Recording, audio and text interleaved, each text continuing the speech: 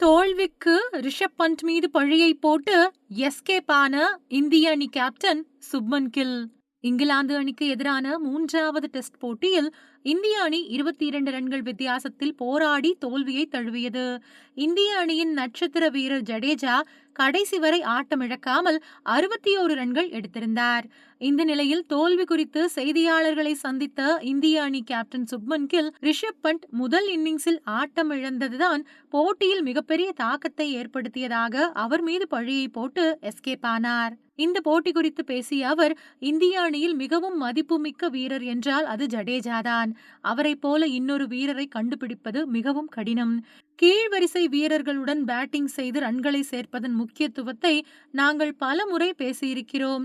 ஜடேஜா இந்திய அணியின் போராட்ட குணத்தை காட்டி கடைசி வரை போராடியது பாராட்டத்தக்கது.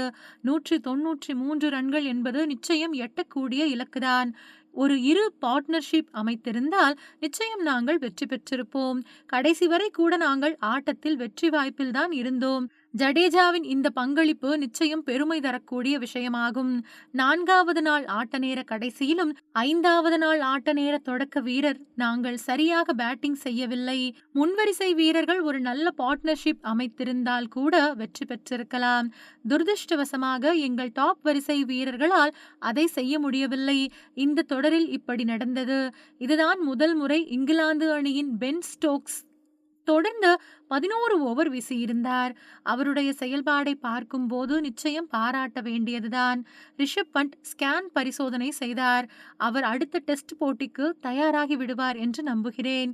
முதல் இன்னிங்ஸில் அவர் ரன் அவுட் ஆனது ஆட்டத்தில் மிகப்பெரிய திருப்பு முனையை ஏற்படுத்திவிட்டது. 5வது நாள் ஆட்டத்தில் பேட்டிங் செய்வது கடினம் என்று எங்களுக்கு தெரியும். இதனால் முதலில் நின்று நாங்கள் பெரிய ஸ்கோரை எட்டியிருக்க வேண்டும். அந்த ரன் அவுட் விஷயத்தில் கூட ராகுல் சதம் அடிப்பதற்காக ஓடவில்லை. இது வீரர்களும் கணிக்க தவறி இருக்கிறார்கள். சொல்லப்போனால் பண்ட் தான் அந்த ரன் ஓட முடிவு செய்தார். போட்டியின் போது நான் சில வார்த்தைகள் பேசியது மாற்றத்தில் ஏற்பட்ட நெருக்கடியின் காரணமாகத்தான்.